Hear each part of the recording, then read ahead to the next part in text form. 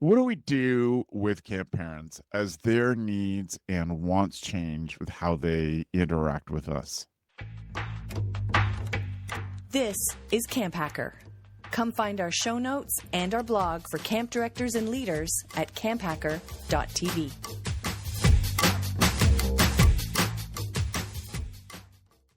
Running camp comes with enough moving parts. Ultra Camp keeps registration, payments, and communication in one place so you can spend less time juggling systems and more time building an incredible camp experience.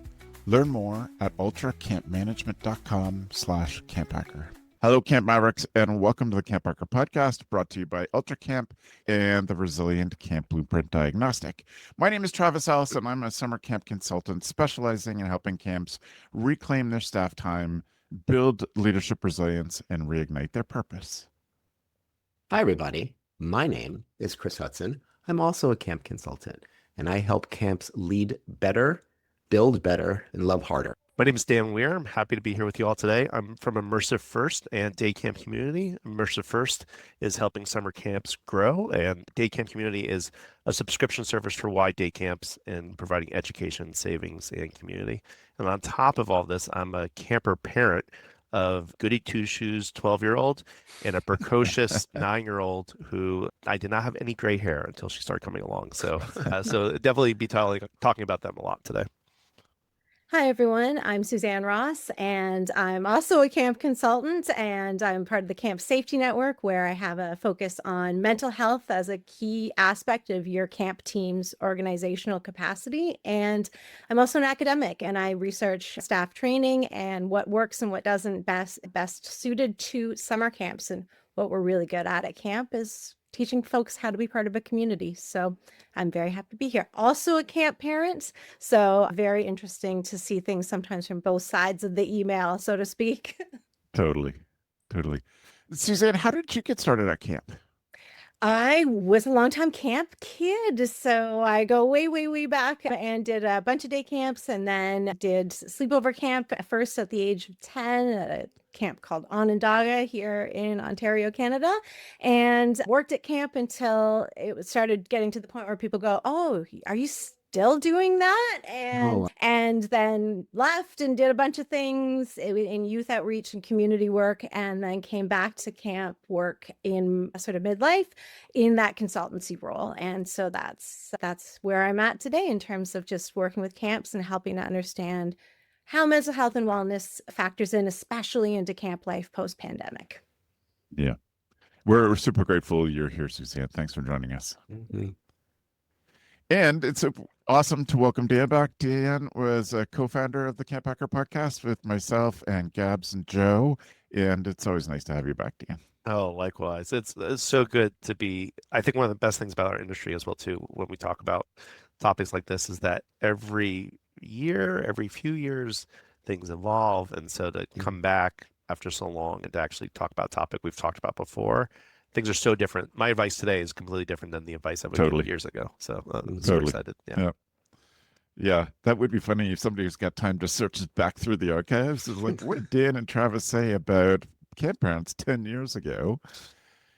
And yes, so that's what we're talking about today is parents of our campers and staff.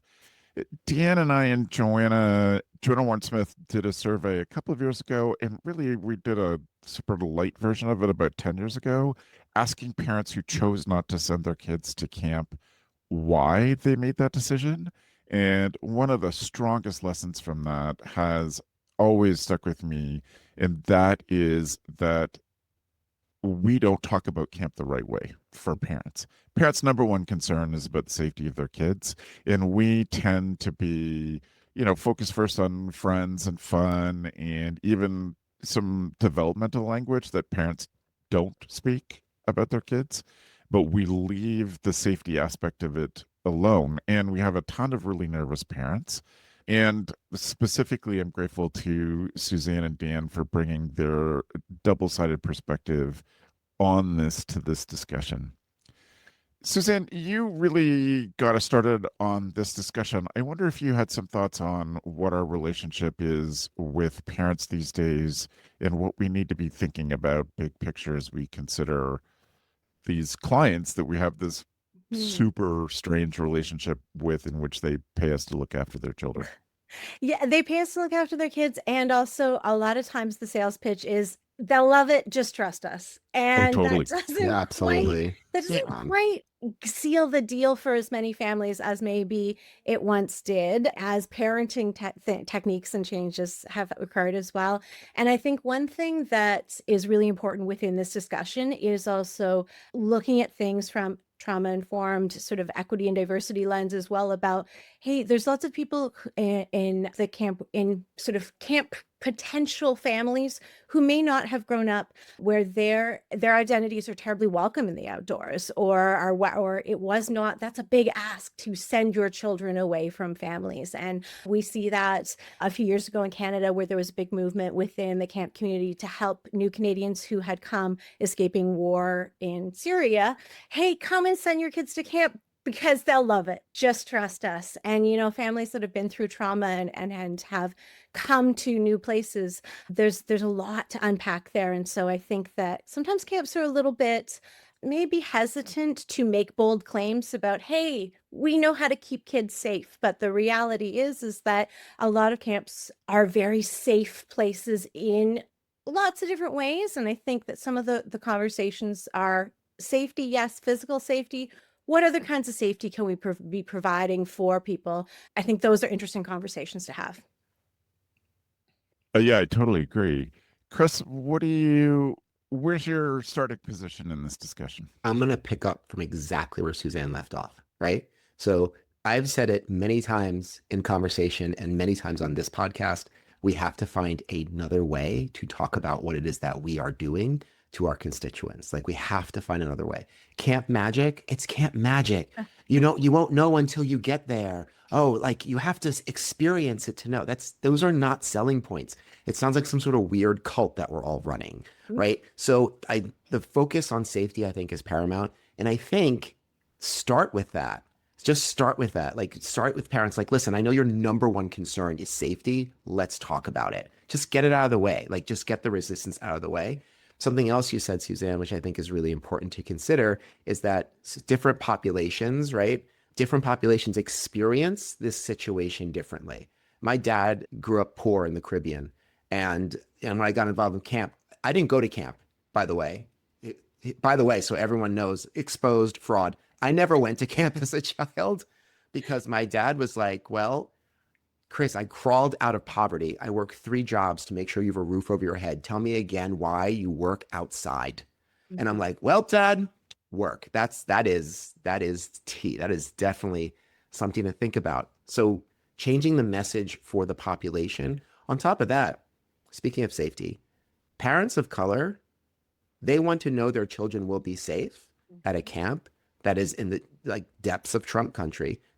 Parents of queer kids want to know their kids will be safe, and they will ask that in several coded ways. Sometimes people don't just come out and ask, right? And if it's not provided and they don't ask directly, they'll just withdraw because they'll feel like they didn't get what they needed. So I think it's really important to think about, who am I talking to, and get safety out of the way. Because once it's out of the way, then they can hear the youth development stuff.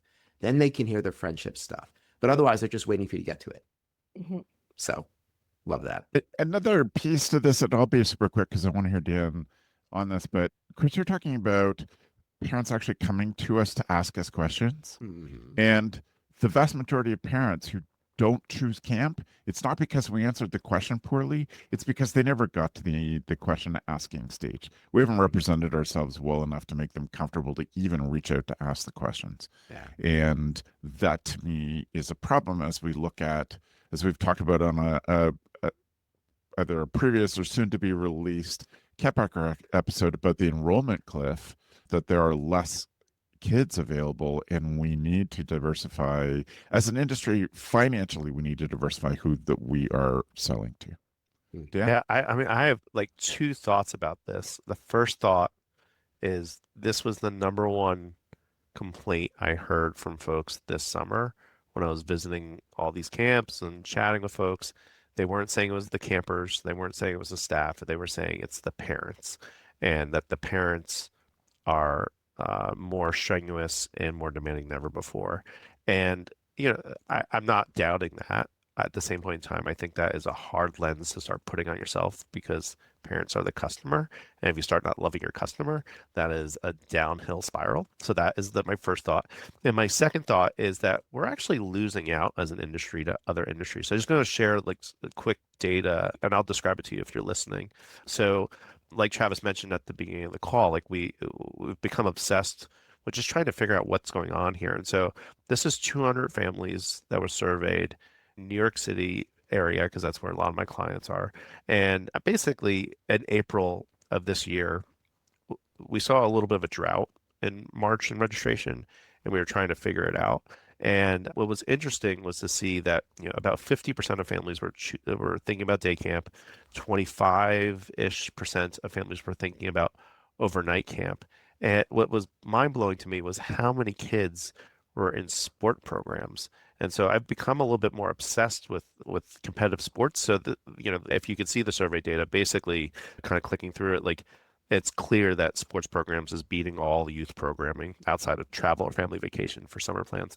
So then what I recently started trying to figure out is like what makes sports so illustrious. I have a neighbor. I'm not going to say her name. She's amazing. She's great. She was shaming me for sending my kids to camp. She's like, I can't believe you're paying somebody to watch your kids and sending them away. It's not fun, by the way, to spend thousands of dollars and to be shamed for it. Like you want to be proud of making a big purchase. You think about buying a car or computer, you want to like show it off. Nope, I was shamed. And then, but she spends a lot of money on travel sports. And I was like, well, I can't believe the amount you spend on travel sports. And so I started surveying families. So 72% of families that I surveyed, and again, small sample size, 100 families in New York City region, affluent, so like 100K in a household higher, where we're doing travel and competitive sports. And so then I within that group, I wanted to look at why are they choosing travel sports. So if you could see the slides, great. If not, I will describe it to you. What I was finding is that people were choosing travel sports and competitive sports for these top reasons in ranking order: skill development, social interaction, health and fitness, and then the child's personal interest in the sport. So they don't even care that the kid likes the sport, right? They don't care that the kid likes the sport. That's like 45% of the survey if you're listening to audio. Number one is skill development. Well, I could think of the best skills I learned in life, I learned at camp, even at a later age, right? Like I didn't find camp until later life as well too, Chris. So like we talk about this, like so much of this is like about skill development and how do we translate those skills to things that they could take away. And we could totally talk about what sports do. The number two is social interaction. Again, like I can't reiterate, like, that's what camp does so well, is building friendships. And then health and fitness, just being out and active daily is a lot for kids. And so those are like the three top reasons why parents are sending their kids to sports, and we do it so well. So for me, this is like it is a messaging war. It's exactly what we were just saying, is how do we convey what we do and not condemn people that don't choose what we do, and make people feel welcome and accepted and safe about their kid, and also know they're getting a value out of it, because everything is so expensive for a family, that know that it's worth the money they're putting in. That's like where my brain like just swirls around and trying to figure out the Rubik's Cube when talking with camps. Can I jump in? I'm like chomping at the bit here to pick up on something that you've touched on that I think is really, really interesting, because I attended the 2023 International Camp conference in Tarragona, Spain, and which was amazing for those of us that were there. Beautiful, amazing experience. And one of the most sort of pressing issues that our international colleagues had for camps in Canada and the United States, a few of them in the United Kingdom, is please, please, please, please, please stop classifying camp as solely recreation. Classify it as education, because globally, parents that invest in camp do so because it's seen as an extension of education and therefore deemed, quote unquote, worthwhile, rather than recreation, which, I mean, in this day and age, whatever you want to say about the global sort of financial reality for folks, recreation is viewed as luxurious for lots of people. And quite frankly, parents are looking for a return on their investment dollars in terms of what they're spending their extracurricular sort of money on. And so I think that understanding and marketing and talking to parents, talking about some of those, we used to call them soft skills or sort of intangible things that your camp offers. This is what your kid will learn here. Because the flip side, if you talk to parents, they'll say, my kid came home and they clear the table now, or they're so much more like assertive or self-assured and all of those things. So, but we're just, that's seen as such a bonus from recreation, but some of that personal development is seen as, yeah, I would expect that from an education sort of program. So I think there's maybe also a bit of a positionality shift within the sector that is important for messaging. Travis, are you okay if I? Yeah, go. I just did a focus group with a camp, and I was asking the parent. The parent was basically, it was a day camp, choosing to drive past several camps to get to this camp. And I was like, why are you? I literally bluntly asked him, like, why are you choosing to do that? You know? And I was like, and that in a very loving tone, not this direct comedic tone I'm in, right? And she's basically described to me and I said it back to her. I was like, what I'm hearing you say is that you're choosing because this is an investment.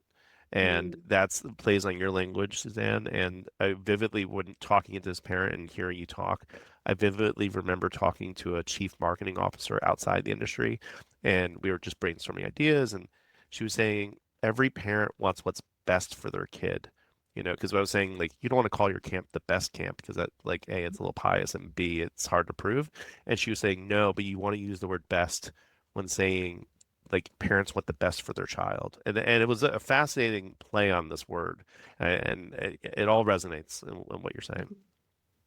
And it's that best fit, though, for me, too, right? Because I think there's lots of camps out there that all of a sudden you can recognize sometimes where there's a child that it's just not quite the right fit. Maybe they are a superstar tennis player and they were hoping that the tennis program at this camp was going to meet their needs. And you know what? Hey, yes, we can come, but maybe there's another camp that's so that best fit as well is something that is like, you know, get the best for your kids' experience and your dollars, but knowing that there's lots and lots of camps that could approach what that best is, depending what families are looking for.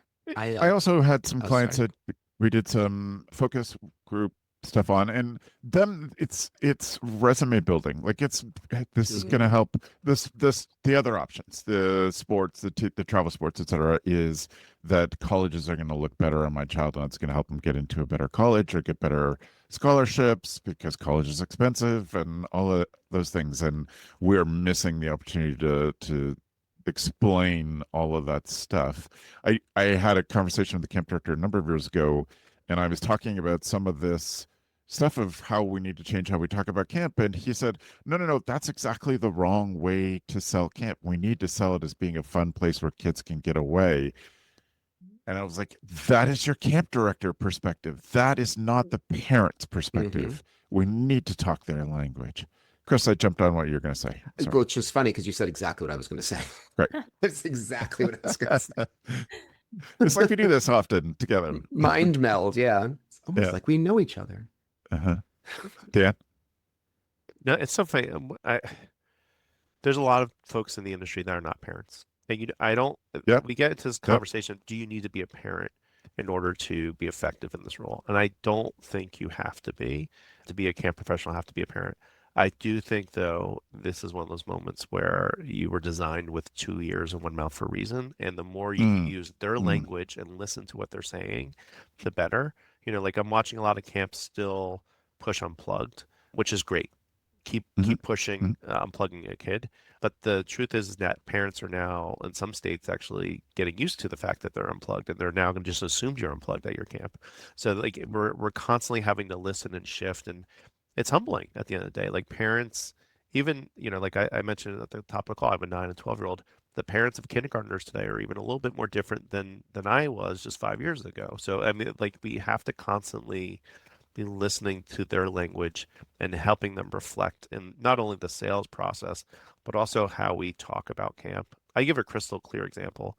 When I'm coaching camps, I watch them often put how many acreage they have. Yeah, exactly. Yeah. They put how many acres they have, like it's a contest. Like, I want to have the most acreage. As a camper parent, I want you to know, when I read we have 650 acres, 1,500 acres, 5,000 acres, however many acres.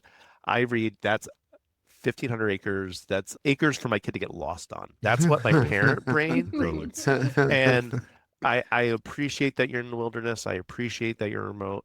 I mean, I literally lived the life for decades, and that's why I send my kids there. That's why I put my money there. But still, when I read acreage, my brain goes to like, that's where my kid's gonna get lost, and I start to sound like an insurance story, and it's like that. It's hard. That's the safety coming in, like rearing its ugly head. Not its ugly head. I think it's great that parents are concerned about safety. And I think we need to help them figure out which questions to ask, right? And like you said, Travis, we're not even getting to the question asking stage. But at the same time, and I'd love to hear your opinions about this, because I've been thinking about this. Is leading with safety then the right idea? Like on people's websites, should we be leading with safety? Mm. I, It's interesting with that. Like Camp Safety Network, we often talk about internally. We talk about it when we go out and do a lot of sort of training and whatever within the industry of like, hey, this is the foundation. Without this, there is no camp work. If we can't do this safely, we lose the privilege of educating and spending time with other people's children and in these special environments. And also, it's very hard. How do you walk that line of making claims that, where do you land where you're not over promising, under delivering? And the idea as well that this is a risk embedded thing, and that's part of what makes it so special. And so there's risk, and it's done safely, and it's engaged with conscientiously. I think there's ways to say, here's what we've already thought of, right? We have emergency planning, we have this, and I always like, hey, is your camp really good at communication? Is your staff team really good at a number of different things? One of the things camps, generally speaking, are quite good at is adaptability. If we don't have the answers, we will figure it out, and we will figure it out quickly. And that, I think, also is an element of safety, because the best laid plans, and you could get something that comes out of left field. And so to me, adaptability is part of that safety, that culture of safety at camps. Exclusive for CampHacker listeners, grab UltraCamp's free guide, The Parent Experience Checklist. Practical steps to simplify registration and keep families coming back. Download at ultracampmanagement.com/CampHacker. Parents don't want clunky processes, and you don't want constant phone calls. UltraCamp helps you simplify registration with mobile-friendly forms, offer payment plans that work for your families, reduce calls and emails with automated reminders, and keep parents engaged with built-in communication tools. UltraCamp helps you create smooth, stress-free parent interactions so your team can focus on camp, not customer service. Learn more at ultracampmanagement.com/CampHacker.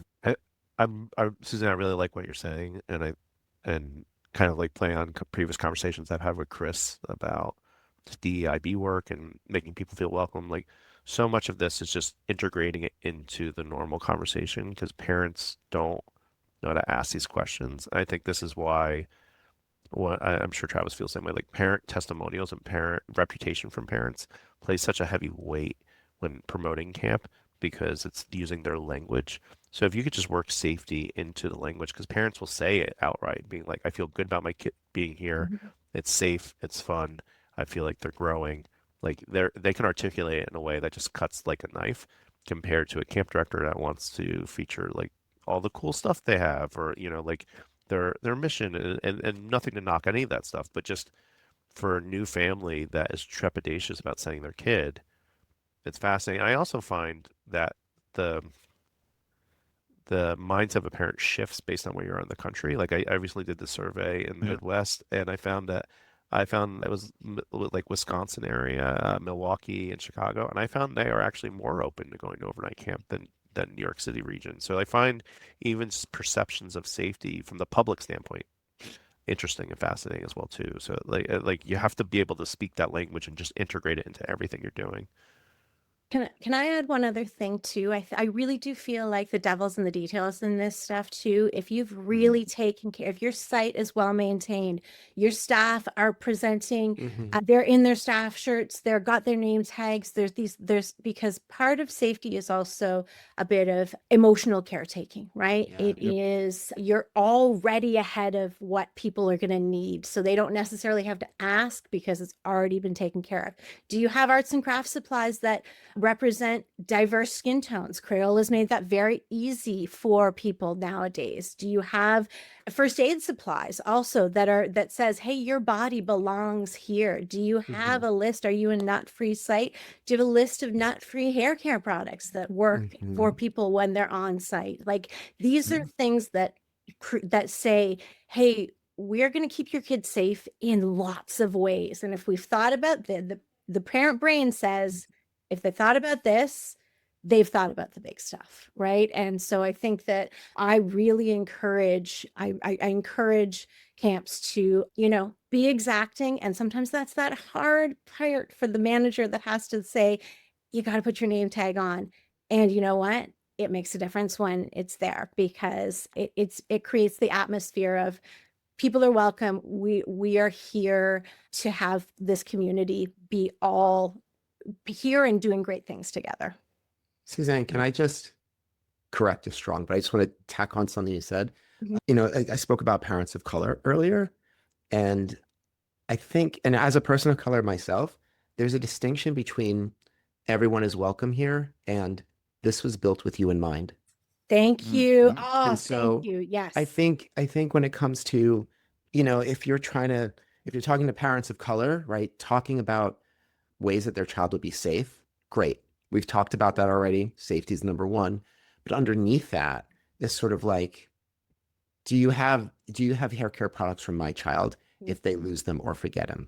Like that can just be part of the conversation. Don't wait for them to ask. Just be like, I couldn't help but notice you're black. Don't say that to anybody. Don't say that. Don't say that. But like, as a black person, I know I have to have lotion. And if I don't have lotion like on me, I have to go to CVS and buy it and keep it in my pocket. So if you're talking to black parents, like, and I want you to know that we have thought about, black skin and hair care. And these are some of the products that we have in the health center. I'm just letting you know that because I know that is a concern for black parents. And it's just like, oh, you really thought about this, about us, right? People like us. That's attractive, right?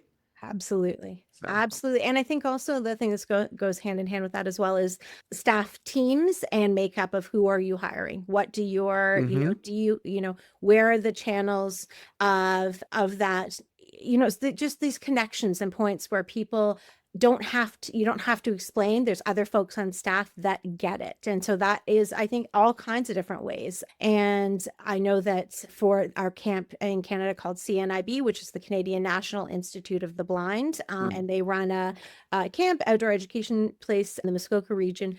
They talk a lot about how, and I've been very fortunate to do work with them, and just talk about how important it is for their campers that come to know that a good percentage of the staff also are blind or in the vision loss community. And so it is that also, it all ties back into it. If you're getting into camp so you could work and have it on a resume and do all of this stuff, do people see themselves represented in the leadership and the people that are making decisions in organizations? And so it's a community at the end of the day. Oh, and one thing, wait, can I just, Travis, super quick? Because one thing I wrote down, I think we need to stop saying soft skills. Yes. We need to stop apologizing for it before we come out with it. These are just skills that we're teaching you. Your child will be safe. We are teaching them skills that will be helpful for them in their journey towards college and employment. Also there's character development. I think it's like 1, 2, 3. Anyway, I scribbled that down. Sorry, Travis. No. Suzanne, you teed me up for something that is a line I say a lot on here, is that camps can't look sloppy. And that's first impressions with our communication, with our sales process, with our after sale care, before camp care, with their arrivals. So you can have staff in clean uniforms with their name tags on and a proper hat. But if they can't communicate with parents, Mhm. if we haven't prepared them for that, then that meta message gets confusing because they don't have the ability to have a conversation with a stranger about their child for the 5 minutes or 15 minutes it takes to take them to wherever their drop off point is as a family. Mhm.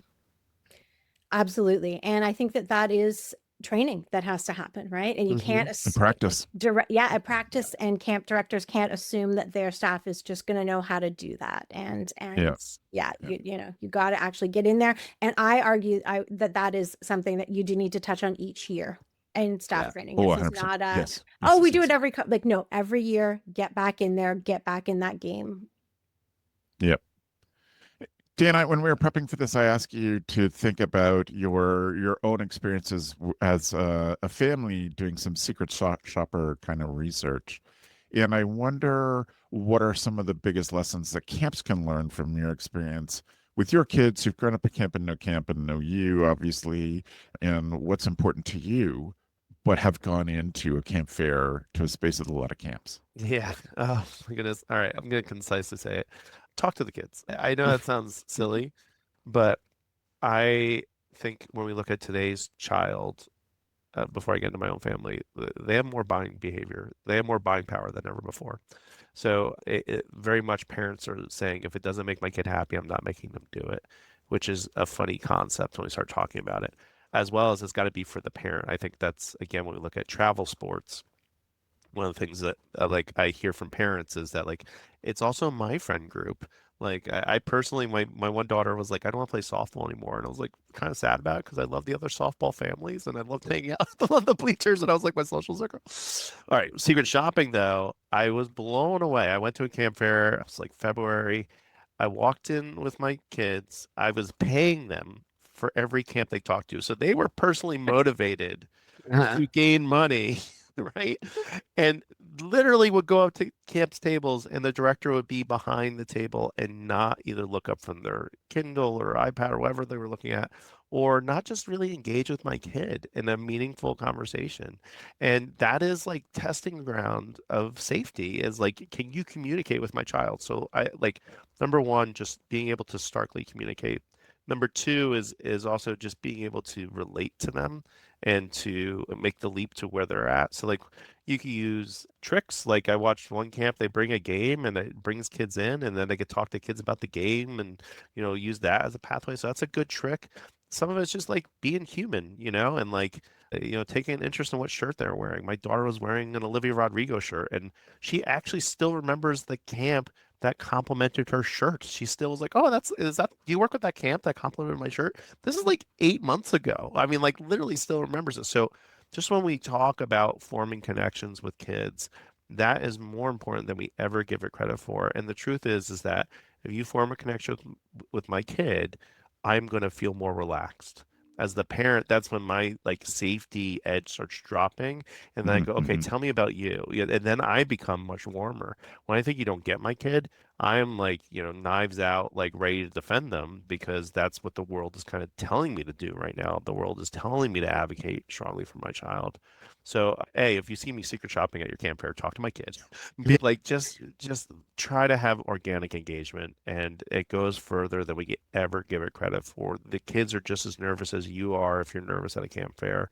And yeah, and sometimes it does take a little while to mature a lead, meaning that like you could meet a family this upcoming year and it not turn out to be a family for the year after day camp or overnight camp, but they will remember it. Like my kid still remembers an interaction at this fair table.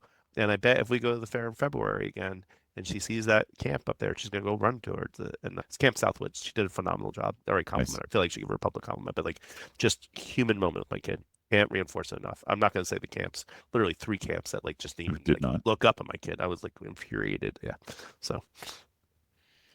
A recent sort of pop culture example of this that's been on the TikTok and some other places, Stephen Colbert talking about what he would do for Taylor Swift because of how Taylor Swift talked to his daughter 12 years ago. Wow. And how deeply passionate he is about Taylor because of how her daughter, how Taylor at the beginning of her fame, her interactions with Steven's daughter.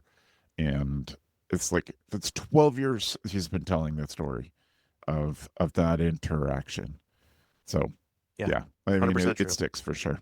Sticks for 100% sure. true. Well, I think to that, it's that idea of, putting my parent hat on for a second, is that we see the personhood in our young humans that we are in charge of. And I think that sometimes school sees them as people, sometimes Yep. not. A lot Yep. of the world just sees them as a kid. And so to have a place where their wholeness and personhood is actually celebrated is a really, like, that's a very beautiful thing. I think that's one of the reasons also why it does feel so impactful for kids to attend camp, is because they are seen in a way that they may Yes. not be in other aspects of their lives. And that's a beautiful thing to have for your kid. Yep. Mhm. And it's stuff you need to be like, we don't always have the opportunity to talk to the kids. I think we're all great at it. I think it's that warm feeling that we build is good, but we need to reinforce. A family comes on a tour, we talk to the kid. We focus on the kid. We make sure that we engage and learn about the child as part of that, because it is so crucial to the family's consideration of what camp is, and just having Yeah. a kid who finds a place where they can be noticed and appreciated. Can I share a jargon thing that just Sure. sort of just really frosts my cookies sometimes? is if you're engaging with families, we all can speak our camp shorthand. Oh, that's the mud hut, that's the whatever, but you don't Yeah. know what that means as a family, as a parent. And so getting away from that and really explaining, oh, we do pottery here. Sometimes we call da da da da da, right? Like, let them in on the joke as well. That goes a long way, because some of the stuff, and especially when staff have a really high comfort level at camp and they've been there a long time, they are so used to the jargon or nicknames. I think sometimes we're guilty of that too, of, oh, wait, that person actually has a name and it's this. Yeah. Is another thing that we can do to communicate with parents and bring them in on it. And that actually goes a long way to helping people feel safe and feel like, oh yeah, there's a place for me here. Yeah. Mhm, definitely. Chris, is there something you'd like to leave our listeners with as we move off of this topic? My mind's running. I'm thinking about camp tours. I'm thinking about the camp tours I've done in the past. Yeah. And Suzanne, as you were talking, I was just thinking, like, what's the best way to do that? Like, I think the last camp tour that I gave, it's like we double team them. Like, I spoke to the parent. I'm sorry, I spoke to the child, right? And we were all together, but I was focused on the child while the other director was focused on the parent, right? And we were in each other's orbit. It's not like we took the child and separated them, but like they both had their questions answered. And then I know they did, but they swapped notes in the car on the way home. And I've been thinking about that. I think that might be a good model, but also remembering that the parent is the customer, but the child is the client, right? So treating them Totally. both with respect and the understanding, like, the kid decides if they want to go, the parent decides if they want to pay for it. Yeah. So they both have to be made very comfortable on that tour, or with any of your communications. Sometimes we do encounters with parents, like they want to call to talk to us, like new parents especially, and we ask if the child could be there. And then we say, if the child wants to connect with us at any time, let them know, set it up, and we'll be here. And kids take us up on it. And usually they'll just get on the phone, they'll get on Zoom and be like, do you have honeycomb cereal? Yeah. And I'll be like, yes, we do. And they're like, okay, thank you. And they slam the computer down. But hey, you know what? They were comfortable enough to make the call, which tells me a lot about whether they're going to show up or not. Yeah. And even that act on tours, or if there is like a kind of camp reunion that they bring in new parents to show them how camp runs, that act of separating the kids from their parents which is often we do, is like, kids come on and play games with the other kids and we'll talk to the parents about what camp means. That active separation to a parent who doesn't know your community, doesn't know your staff, doesn't know your lingo, like Suzanne was saying, that itself is a flag of some kind. An orange Mhm. flag, maybe it's red. I don't know, but it is Light not. red. Light It's not- red. Caution, go slow, kind Yes, of. yes. Yeah. Yeah, yeah. Yeah, but I love that idea of doubling up for that kind of engagement, though, Oh, yeah. because I think also it takes the pressure off staff that may feel a little bit insecure if they haven't necessarily done a lot of tours or a lot of parent engagement too, right? And you can kind of riff off each other a little bit, or if you forget something, heaven forbid, Yeah. you forget something, and you're like, yeah, we do that. Mhm. I don't know what it is though, and Yeah, you're yeah. there to be able Yeah. to kind of cover each other off a little bit. So. Totally. Mhm. Suzanne, any final thoughts on camps and parents and what we should be thinking Yeah. about? I think that just also remembering that when we communicate with parents, a lot of the times it is very upbeat and we're here and we're trying to project that energy of, hey, we're great, we're happy you're here, welcoming and everything. But sometimes we're having conversations with parents where that's not always the tone. And we haven't talked about that a lot today. And so I'll just say that encouraging staff to find a tone for communication appropriate to the circumstance actually is very important, because if you are making a difficult phone call and you start of like, hi, it's Suzanne from Camp Outdoors Land. Oh, that was bad. But Yeah. and then you're like, your child needs to go home. Like that is it's a bit of a bait and switch. And so I would just say, try and keep it something, a tone that is aligned with what the topic of the conversation is as well, because it is very confusing for folks sometimes. So. Great. I think a tone's a great point. And again, this is stuff we have to have especially seasonal staff. We have to have them practice this because they're going to be the kind of the last point of contact before parents leave, or the last point of contact before they put their kids on the bus. And so we need them to practice and be good at that. But that tone's incredibly important to the way we deal with stuff with parents. Part of that comes back to something that listeners have heard me say lots of times, is that how we've historically presented camp as the laughing, singing, screaming, fun Yes. version of what camp is doesn't work for today's parents, or it works for very few of today's parents. And I think it probably works for parents who went to camp in the 90s and had that kind of experience, but that is not what parents need right now. That's super fun. We're just we're the best, get me around, kind of laughy, screamy, happy stuff. It has to be a part of your flavor, but it can't be your whole seasoning. Not the whole It menu, needs- right? Yeah. Yeah. And when there's too much of it, it appears manic. Yes. 100%. Oh gosh, yes. Your eyes keep getting wider and wider and wider. That it's too much. Like, Yeah. bring the temperature. Be normal, right? Be Yeah. authentic. Bring And it's the- not but sustainable either. You can't. Right. the longer the interview goes, the more you have to ramp up, because you don't Yeah. you don't want them to experience you like coming down. It's just, when I was much younger, when I was a counselor and I was involved on camp tours, like that was, and now I look back, I'm like, oh my gosh, they must have thought I was on meth or something. It's like, Well, I just and look it's- so crazy. And That it's camp and it counselor, also he's a sort bit of much, eh? Is he good? Is he all Yeah. every day like that? Is huh? he? Okay. Okay. You know what I mean? Do they have to call your family then? Yeah, exactly. It's just, oh, it's so embarrassing. Oh, now it's rushing back to me now. Oh God.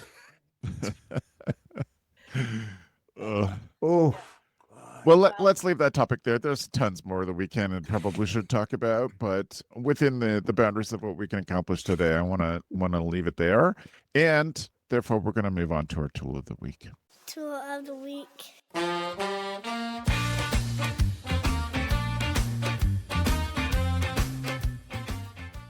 We ask each of our guests to bring a tool that will help people be better camp directors, relevant to the topic or not. Dan had to scoop because of a client call, so I'll give Dan's tool when it comes to my turn at the end. Chris, do you mind warming us up with your tool? sure. week? So this is a little, you know what? Let me just lead with it and not apologize. So this is called the Most Dangerous Writing App. So surprise, I'm writing a book. And when it comes out, you will buy it, listener. But that's besides the point. Having to sit down and write is a really tricky skill if you don't do it. And I don't I don't write every day, and I'm trying to. Now, if you know anything about me, I love to gamify things. The most dangerous writing app is exactly what it is. This is what it is. You set either a word limit or a time limit, and you start typing. If you should stop typing, then everything you wrote is going to disappear permanently and forever. Yeah. Suzanne's face. I am So, shocked. so, I tried it out like before we started this, and it was like 5 minutes. So I'm typing.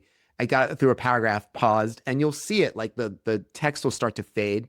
That's your warning. And then it's like, oops, sorry, you lost everything. Oof. So, I mean, I'm going to say this now. It's not going to work for everybody, but Yeah. I've done it only a couple of times. I don't know if it's going to become part of my regimen, but what I like about it is that it forces me to write something.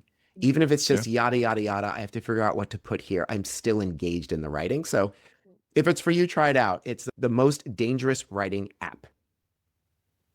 Wow. I know. Well, you're going to. I'm so curious about it. It's weirdly fun because the Sure. stakes are low. I'm not actually trying to write my book on it, but like Yeah. it's good to stretch the muscle. Mhm. Yeah, That's great. I love that. Shall I share mine? Please. Yes, please. Okay, so this sort of ties in a little bit with what I shared at the end, is that I've shared just a one pager with folks about a few things. It's top 5 from the Camp Safety Network and from my work with camps about if you have to make a difficult phone call for parents and some of the things to keep in mind. And it's a few little quick tips and just, hey, read it over before you pick up the phone. Get in the right mindset. And it's some things that includes, getting on the same side with parents. You have the same goals about kids feeling happy and connected and positively about being camp and feeling like they can be their best selves at camp. Is that happening right now? Maybe not. Where's the disconnect? Those type of things. And my other thing I always remind folks of is you can agree with someone's emotions without agreeing with their standpoint behind it. Mhm. So there's a way to bridge and have connections with caregivers, and it will make everyone's lives a lot easier. So it's a quick sort of, oh God, I got to make one of these phone calls when you feel that gross feeling in your stomach. Have a look over it, and maybe you can it will help it feel maybe a bit smoother and give you a couple little guides of tricks of like, oh, maybe I'll try that approach with stuff. So that there'll be notes about how that's available and can be printed, but it is a digital version as well. Wonderful. Thank you. As I said, Dan had to leave us early, and I'll explain at the end how you can get in touch with Dan, but he gave us a bunch of resources on mentoring, and so one of which was past guest Michael Garcia's book on becoming a modern mentor, but he has some other resources too. So as usual, if you go to camphacker.tv/podcast, search for this parenting episode with Suzanne and Dan, you will find the tools, and we'll put in all the articles and books that Dan has suggested as good resources for becoming a good mentor. So you can find that there. My tool of the week is, well, it's kind of a TikTok video, but that's the warm up to the actual tool. Is a video I saw recently about a paper that's just come out about making friends. And I think something that we can give to parents to give to their kids, to our staff when they're getting started in a new situation.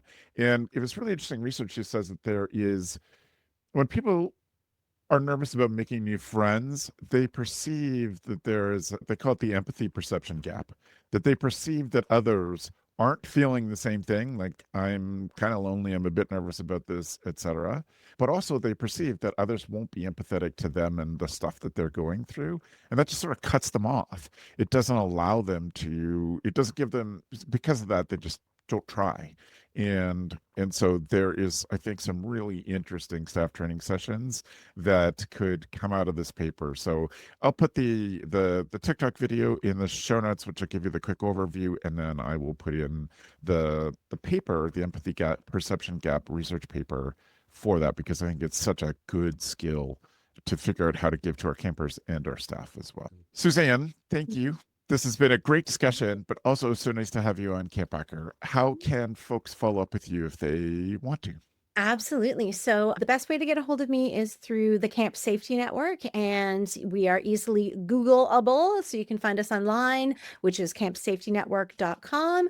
And there's a sign up there if you want to sign up for the newsletter that has all kinds of resources like the one I'm providing for folks today. There's also it just goes to our general inbox. So if you're like, hey, I wanted to talk to Suzanne because about whatever, and you can fire a note, and then that gets passed on to me. So that's a really easy way to connect. So, and the email is info@campsafetynetwork.com. That is great. Grateful you're here, Suzanne. Thank you. Thank you. I love this. I hope to come This again was great. sometime. I really do hope you come back, Suzanne. This was great. Yeah. Yes, me too. We want to thank Dan again, one of the founders of CampHacker, and always grateful to have Dan back on the show. And if you want to get in touch with Dan, he suggested that you follow him on LinkedIn. If you search for Dan Weir on LinkedIn or the usual LinkedIn URL that's like a person's name, it is Dan Weir, and you can find him there. Dan is posting some great stuff constantly, great resources for camps on his Instagram.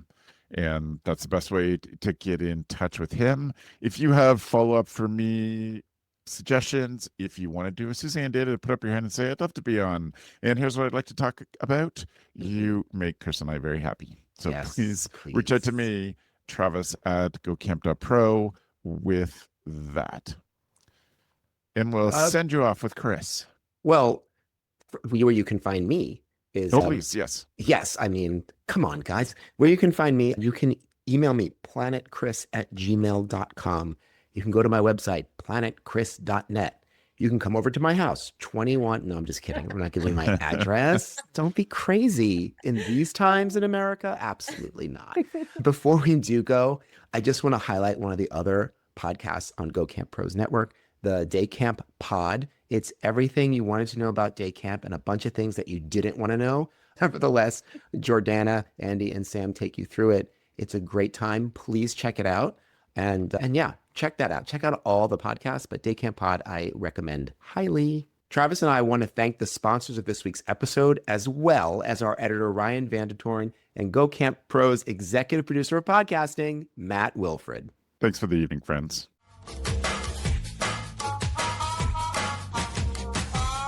The CampHacker podcast is brought to you by Beth and Travis Allison, summer camp leadership training and marketing consultants. Thanks for listening. CampHacker, bringing your world into focus.